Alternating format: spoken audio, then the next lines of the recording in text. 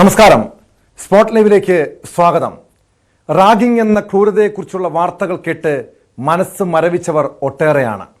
റാഗിങ്ങിന്റെ ഇരകളായി എല്ലാം തകർന്നുപോയ കുഞ്ഞുങ്ങൾ, സ്വപ്നവും പ്രതീക്ഷയും നശിച്ചവർ, ഇനിയും സാധാരണ ജീവിതത്തിലേക്ക് മടങ്ങി വരാത്തവർ, ഇങ്ങനെ ഒട്ടേറെ ഇരകൾ നമുക്ക് ചുറ്റുമുണ്ട്. കോട്ടയത്തിനും തിരുവനന്തപുരത്തിനും പിന്നാലെ കോഴിക്കോട് നിന്നും മറ്റൊരു റാഗിംഗ് ക്രൂരതയുടെ വാർത്തയാണ് പുറത്തുവരുന്നത്. കോഴിക്കോട് എരഞ്ഞിപ്പാലം ഹോളി ക്രോസ് കോളേജിലെ 1ാം വർഷ വിദ്യാർത്ഥിക്ക് നേരെയാണ് റാഗിംഗ് നടന്നത്.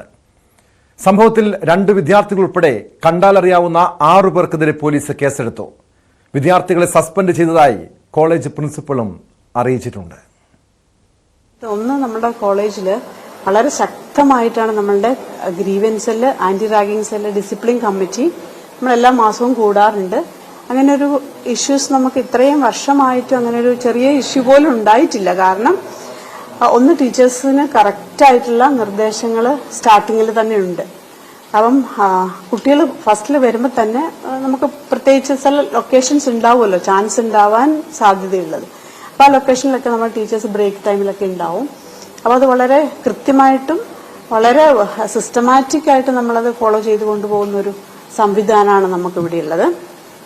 പിന്നെ ഇപ്പം ഈ കോളേജ് ഡേ അനുബന്ധമായിട്ട് ചെറിയൊരു ഒരു കുട്ടി കൂളിംഗ് ക്ലാസ് വെച്ചു ജൂനിയർ. അതിന്റെ പേരിലാണ് ചെറിയൊരു അവർ തമ്മിലൊരു വാക്ക് തർക്കവും ഒരു തള്ളൊക്കെ ഉണ്ടായത്. അപ്പോൾ അത് അറിഞ്ഞ ഉടനെ തന്നെ നമ്മൾ അതിന് വേണ്ട നടപടികൾ എടുക്കുകയും ആ കുട്ടികളെ പുറത്താക്കുകയും ചെയ്തു, ക്യാമ്പസിന് പുറത്താക്കി. പിന്നെ വീണ്ടും ചെറിയ പ്രശ്നം ഉണ്ടാവും എന്ന് തോന്നിയപ്പോൾ തന്നെ നമ്മൾ പോലീസിൽ വിളിച്ചറിയിക്കുകയും പോലീസ് ഇമ്മീഡിയറ്റ്ലി ക്യാമ്പസിൽ വരികയും ചെയ്തു. അതിനുശേഷം നമ്മളിപ്പോൾ ഒരു 4-5 മീറ്റിംഗ് കൂടിയിട്ടുണ്ട്. കുട്ടികൾ മാറി നിൽക്കാൻ പറഞ്ഞു. ഇതുമായിട്ട് ഡയറക്ട്ലി ബന്ധമുള്ള കുട്ടികൾ തൽക്കാലത്തേക്ക് നമ്മൾ സസ്പെൻഡ് ചെയ്തിട്ടുണ്ട്. അപ്പം അങ്ങനെ നമ്മൾ റിപ്പോർട്ട്, ആന്റി റാഗിംഗ് കമ്മിറ്റിയുടെ റിപ്പോർട്ട് നമ്മൾ പിന്നെ പോലീസ് സ്റ്റേഷനിലേക്ക് കൈമാറിയിട്ടുണ്ട് അവർ ആവശ്യപ്പെട്ട പ്രകാരം. അപ്പോൾ അവരുടെ നടപടി ഇനിയിപ്പം കൂടുതൽ എന്താണെന്നുള്ളത് നമുക്കറിയണം. അപ്പം ഒന്നും പിന്നെ ആന്റി റാഗിംഗ് കമ്മിറ്റി നമ്മളെ CCTVയുടെ ഫുട്ടേജ് എല്ലാം കൃത്യമായിട്ട് പരിശോധിച്ചു. അപ്പോൾ അതിന്റെ വെളിച്ചത്തിലാണ് റിപ്പോർട്ട് കൊടുത്തിരിക്കുന്നത്. അപ്പോൾ ഇനിയുള്ളത് ഇപ്പോൾ അവരുടെ കയ്യിലാണ്. കുട്ടികളിപ്പം ക്യാമ്പസിലില്ല. ഈ 2 കുട്ടികളുടേതായ രീതിയിൽ ചെറിയ ഇതൊക്കെ പലപ്പോഴൊക്കെ ഉണ്ടാകാറുണ്ട്. അതൊക്കെ പിന്നെ നമ്മൾ കാര്യമായിട്ട് പേരൻസിനെ വിളിക്കും. വാർത്തയുടെ വിശദാംശങ്ങളുമായി കോഴിക്കോട് നിന്ന് MS അനീഷ് കുമാർ ചേരുന്നുണ്ട്. അനീഷ്, ഈ ആഴ്ചകളിൽ, ഈ ദിവസങ്ങളിൽ കോട്ടയത്തും തിരുവനന്തപുരം കാര്യവട്ടം ഗവൺമെന്റ് കോളേജിലുമൊക്കെ റാഗിങ്ങിന്റെ ക്രൂരതയെക്കുറിച്ചുള്ള വാർത്തകൾ പുറത്തു വന്നതാണ്. നമ്മൾ കോട്ടയത്തെ ആ ഭീതിപ്പെടുത്തുന്ന കാഴ്ചകൾ നമ്മുടെയൊക്കെ മനസ്സിൽ ഇപ്പോഴുമുണ്ട്, ഒരു മുറിവായി നിലനിൽക്കുന്നുണ്ട്. ഈ കോഴിക്കോട് എരഞ്ഞിപ്പാലത്തെ കോളേജിൽ എന്താണ് സംഭവിച്ചത്? റാഗിങ് തന്നെയായിരുന്നോ? ഈ പ്രിൻസിപ്പളിന്റെ വാക്കുകൾ അനുസരിച്ച് മനസ്സിലാക്കാൻ കഴിഞ്ഞത് ഒരു കൂളിംഗ് ക്ലാസ് വെച്ച് കോളേജിൽ എത്തിയതിന്റെ പേരിലാണ് ജൂനിയർ വിദ്യാർത്ഥിയെ സീനിയർ വിദ്യാർത്ഥികൾ മർദ്ദിച്ചതെന്നാണ്. ഗുരുതരമായ പരിക്കുകൾ ആ വിദ്യാർത്ഥിക്ക് ഏറ്റിരുന്ന സംഭവത്തിൽ പോലീസിന്റെയും കോളേജിന്റെയും നടപടികൾ എങ്ങനെയാണ്?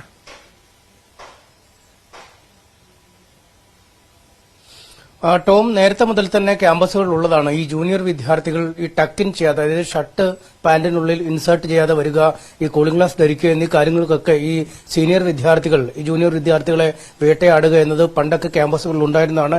എന്നാൽ ഈ റാഗിങ്ങിനെതിരായ നടപടികൾ കർശനമായതിനെ തുടർന്ന് ഒരു പരിധിവരെ ഇതൊക്കെ ക്യാമ്പസിൽ നിന്നും അകന്നു പോകുന്ന ഒരു സാഹചര്യമുണ്ട്. പക്ഷെ അത് പൂർവാധികം ശക്തിയോടുകൂടി ഇപ്പോൾ മടങ്ങി വരുന്നു എന്നതാണ് കഴിഞ്ഞ കുറച്ചു ദിവസങ്ങളായി തിരുവനന്തപുരത്തു നിന്നും കോട്ടയത്തു നിന്നുമൊക്കെയുള്ള വാർത്തകളിൽ നിന്ന് നമുക്ക് മനസ്സിലാക്കാൻ കഴിയുന്നത്. ഇതിന് ഏറ്റവും ഒടുവിലാണ് ഇപ്പോൾ ഒരു മാനേജ്മെന്റ് സ്റ്റഡീസ് നടത്തുന്നത്, അല്ലെങ്കിൽ BBM പഠിക്കുന്ന ഒരു കോളേജിൽ, പ്രൊഫഷണൽ വിദ്യാർത്ഥികൾ പഠിക്കുന്ന ഒരു കോളേജിൽ നിന്നും ഇത്തരം വിവരങ്ങൾ പുറത്തു വരുന്നത്. 1ാം വർഷ വിദ്യാർത്ഥിയായ ഉളമണ്ണ സ്വദേശിയായ വിഷ്ണു എന്ന കുട്ടിക്ക് നേരെയാണ് ഇത്തരത്തിൽ ആക്രമണം ഉണ്ടായിരിക്കുന്നത്. 3ാം വർഷ വിദ്യാർത്ഥികളായ മുഹമ്മദ് സിനാൻ, ഗൌതം എന്നീ കുട്ടികൾ, അവരാണ് ഇതിന് നേതൃത്വം നൽകിയതൊപ്പം ഈ വിഷ്ണുവിന് നേരിട്ട് കണ്ടാൽ തിരിച്ചറിയാൻ കഴിയുന്ന മറ്റ് 4 പേർ കൂടി ഈ റാഗിങ്ങിന് ഉണ്ടായിരുന്നുവെന്നും പറയുന്നു. ഈ കോളേജിലെ ആർട്സ് ക്ലബ്ബ് ഡേയോടനുബന്ധിച്ച് ഈ വിഷ്ണു എന്ന 1ാം വർഷ വിദ്യാർത്ഥി കൂളിംഗ് ഗ്ലാസ് ധരിച്ച് കോളേജിലെത്തി. ഇത് കണ്ട് പ്രകോപിതരാവുകയായിരുന്നു ഈ സീനിയർ വിദ്യാർത്ഥികൾ. ഇതിനെ തുടർന്ന് ഈ വിഷ്ണുവിന്റെ കൂളിംഗ് ഗ്ലാസുകൾ മാറ്റിയ ശേഷം മർദ്ദനം അഴിച്ചുവിടുകയായിരുന്നു. തലയ്ക്ക് പിന്നിലും ഈ കാലിന്റെ തുടഭാഗത്തുമൊക്കെ പരിക്കേറ്റ പാടുകളൊക്കെ ഉണ്ട്. ഈ കൂളിംഗ് ഗ്ലാസ് വെച്ച് എന്തിനു വന്നു, അല്ലെങ്കിൽ 1ാം വർഷ വിദ്യാർത്ഥിയായ നിനക്ക് എന്തുകൊണ്ട് ഇത് വെച്ച് വരാനുള്ള ധൈര്യം വന്നു എന്നൊക്കെയുള്ള ചോദ്യങ്ങൾ ചോദിച്ചുകൊണ്ടാണ് വെച്ചാണ് മർദ്ദനം നടന്നതെന്ന് പറയുന്നു. കോളേജ് അധികൃതർക്ക് ഇതേക്കുറിച്ച് വിവരം ലഭിക്കുകയും കോളേജിലെ തന്നെ ആന്റി റാഗിംഗ് കമ്മിറ്റി സംഭവത്തെക്കുറിച്ച് അന്വേഷണം നടത്തുകയും പ്രാഥമികമായി ആഭ്യന്തരതല അന്വേഷണത്തിൽ ഈ ആരോപണ വിധേയരായ വിദ്യാർത്ഥികൾ കുറ്റക്കാരാണെന്ന് കണ്ടെത്തി ഈ കോളേജ് വളപ്പിലെ CCTV ദൃശ്യങ്ങളും മറ്റു സഹപാഠികളുടെ മൊഴിയെടുക്കുകയും ഒക്കെ ചെയ്തു ശേഷം ഇത് റാഗിംഗ് ആണ് എന്നൊരു വിലയിരുത്തൽ കോളേജ് ആന്റി റാഗിംഗ് കമ്മിറ്റിയുടെ ഭാഗത്തുനിന്നും ഉണ്ടാവുകയും ഇതിന്റെ അടിസ്ഥാനത്തിലാണ് പോലീസിന് പരാതി നൽകുകയും ചെയ്തിരിക്കുന്നത് എന്ന് പ്രിൻസിപ്പൽ പറയുന്നു. ഈ പരാതി ലഭിച്ച് അതിൽ കഴമ്പുണ്ടെന്ന് കണ്ടെത്തിയപ്പോൾ തന്നെ 6 വിദ്യാർത്ഥികളെ കോളേജിൽ നിന്നും സസ്പെൻഡ് ചെയ്തിട്ടുണ്ട്. അന്വേഷണ വിധേയമായി തുടർന്നുള്ള അന്വേഷണം ആഭ്യന്തര അന്വേഷണ സമിതിയുടെ ഭാഗത്തുനിന്നും ഒപ്പം പോലീസിന്റെ ഭാഗത്തുനിന്നും ഉണ്ടാവുകയും ചെയ്യും. കഴിഞ്ഞ 14-ാം തീയതിയാണ് ഈ കേസിനാസ്പദമായ അല്ലെങ്കിൽ ഈ പരാതിക്ക് ആസ്പദമായ സംഭവം ഉണ്ടായിരിക്കുന്നത്. നടക്കാവ് പോലീസിൽ ലഭിച്ചിരിക്കുന്ന പരാതി അനുസരിച്ച് സെക്ഷൻ 4 ഈ Kerala prohibition of ragging act പ്രകാരമാണ് പോലീസ് കേസെടുത്തിരിക്കുന്നത്. ഇന്ന് ഈ പരിക്കേറ്റ വിദ്യാർത്ഥിയുടെ മൊഴി രേഖപ്പെടുത്തും. ഇതിനുശേഷം അനുബന്ധ നടപടികളുമായി പോലീസ് മുന്നോട്ട് പോകും എന്നാണ് അറിയാൻ കഴിഞ്ഞിരിക്കുന്നത്. നേരത്തെയും സമാനമായ രീതിയിൽ അല്ലെങ്കിൽ പോലും വളരെ ലഘുവായുള്ള ചില കുസൃതികളൊക്കെ കുട്ടികളുടെ ഭാഗത്തുനിന്നും ഉണ്ടാവാറുണ്ട് എന്നാണ് പ്രിൻസിപ്പൽ പറയുന്നത്. പക്ഷേ ആ ഘട്ടത്തിലൊക്കെ കൃത്യമായി കുട്ടികളുടെ രക്ഷകർത്താക്കളെ വിളിക്കുകയും ഈ തെറ്റുമായി ബന്ധപ്പെട്ട് ആ കുട്ടികളോട് തന്നെ സംസാരിക്കുകയും അവർക്ക് കൃത്യമായ കൌൺസിലിംഗ് നടത്തി നേർവഴിയിലേക്ക് കൊണ്ടുവരികയും ഒക്കെ ചെയ്തിട്ടുണ്ടെന്ന് പ്രിൻസിപ്പാൾ പറയുന്നു. പലപ്പോഴും അതീവ ഗൌരവതരമായ ഒരു കുറ്റകൃത്യം എന്ന രീതിയിലല്ല കോളേജ് അധികൃതരൊക്കെ കാണുന്നത്. കുട്ടികളുടെ ഭാവി കളയരുതല്ലോ അല്ലെങ്കിൽ കൂടുതൽ ഗൌരവതരമായ കുറ്റകൃത്യങ്ങളിലേക്ക് കുട്ടികൾ നീളരുതല്ലോ എന്നൊക്കെ ഉള്ള ലക്ഷ്യം വെച്ചാണ് ഇത്തരം നടപടികൾ കൈക്കൊണ്ടത്. ഈ ഹോളി ക്രോസ് കോളേജുമായി ബന്ധപ്പെട്ട ആദ്യമായാണ് ഇത്തരത്തിലുള്ള ഗൌരവതരമായ ഒരു പരാതി ഉയർന്നു വരുന്നത് എന്നാണ് പ്രിൻസിപ്പൽ പറയുന്നത്. പ്രതികൾക്കെതിരെ നിലവിൽ തന്നെ സസ്പെൻഷൻ നടപടികൾ കൈക്കൊണ്ട് പോലീസിന് പരാതി കൈമാറിയിരിക്കുന്നു. ഇതുമായി ബന്ധപ്പെട്ട അന്വേഷണം മുന്നോട്ട് പോകുന്നു എന്നാണ് കോളേജ് അധികൃതർ വ്യക്തമാക്കുന്നത്. തീർച്ചയായും പ്രിൻസിപ്പൽ സൂചിപ്പിക്കുന്നതനുസരിച്ച് ഇതാദ്യമായിട്ടായിരിക്കും ഇതുപോലൊരു പരാതി ഉയർന്നു വന്നത്.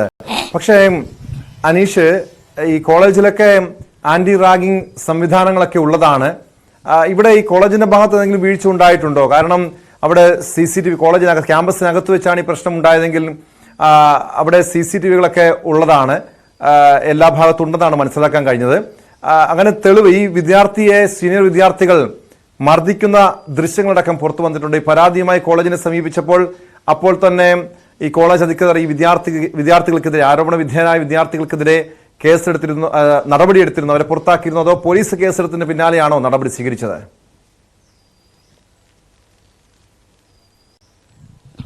കോളേജ് അധികൃതർ പറയുന്നത് 14-ാം തീയതിയാണ് കേസിനാസ്പദമായ സംഭവം ഉണ്ടാവുന്നത്.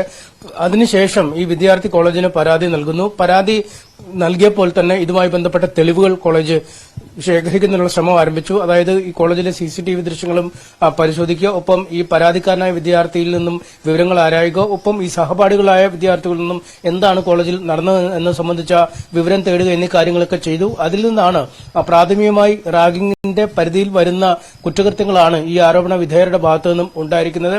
അതുകൊണ്ട് അവരെ കോളേജിൽ നിന്നും സസ്പെൻഡ് ചെയ്തു.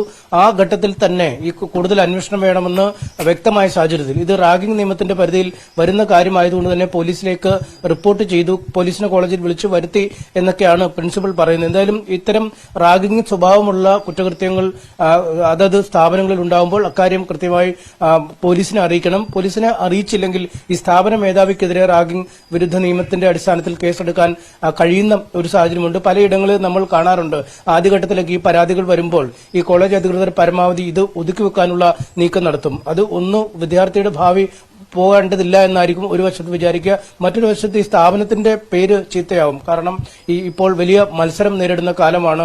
ഈ പ്രൊഫഷണൽ കോളേജുകളായാലും ആർട്സ് ആൻഡ് സയൻസ് കോളേജുകൾ ആണെങ്കിലും ഒക്കെ നല്ല സത്പേര് നിലനിർത്തുക എന്നത് കൂടുതൽ കുട്ടികളെ ആകർഷിക്കാൻ കഴിയുന്ന ഏറ്റവും വലിയ മാർഗമാണ്. റാഗിംഗ് നടക്കുന്ന ഒരു കോളേജ് ആണെന്ന് കാണുമ്പോൾ തന്നെ അതിന്റെ ഒരു സൽപ്പേര് മറ്റു കുട്ടികൾക്കിടയിൽ അല്ലെങ്കിൽ രക്ഷകർത്താക്കൾക്കിടയിൽ മോശമാവുന്ന സാഹചര്യമുണ്ട്. അതുകൊണ്ട് പലപ്പോഴും ഇത്തരത്തിലെ റാഗിംഗ് പരാതികളൊക്കെ വരുമ്പോൾ എങ്ങനെയെങ്കിലും പറഞ്ഞു തീർക്കുക എന്ന ലക്ഷ്യം വെച്ചൊക്കെ മുന്നോട്ട് പോകുന്ന പതിവ് കോളേജുകളിൽ കാണാറുണ്ട്. പക്ഷേ ഇവിടെ ആദ്യഘട്ടത്തിൽ തന്നെ പരാതിയിന്മേൽ നടപടിയെടുത്തു എന്നാണ് അധികൃതർ വ്യക്തമാക്കുന്നത്.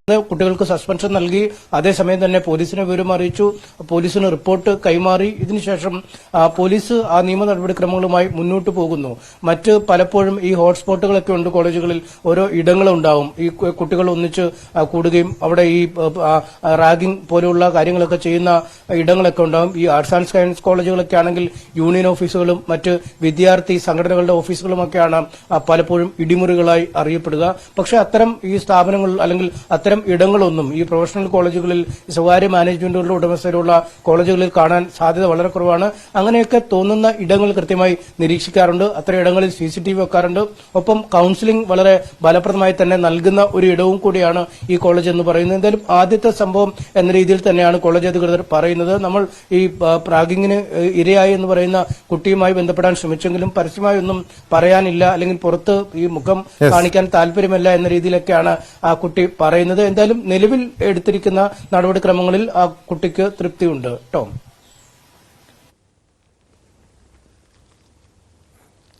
വ്യക്തമാണ്. MS അനീഷ് കുമാറാണ് കോഴിക്കോട് നിന്നും വിവരങ്ങൾ നൽകിയത്. കോഴിക്കോട് 1ാം വർഷ വിദ്യാർത്ഥിയെയാണ് സീനിയർ വിദ്യാർത്ഥികൾ ക്രൂരമായ മർദ്ദനത്തിന് ഇരകളാക്കിയത്. സംഭവത്തിൽ 6 പേർക്കെതിരെ പോലീസ് കേസെടുത്തിട്ടുണ്ട്. ഈ വിദ്യാർത്ഥികളെ കോളേജിൽ നിന്നും സസ്പെൻഡ് ചെയ്തതായി കോളേജ് അധികൃതരും വ്യക്തമാക്കി.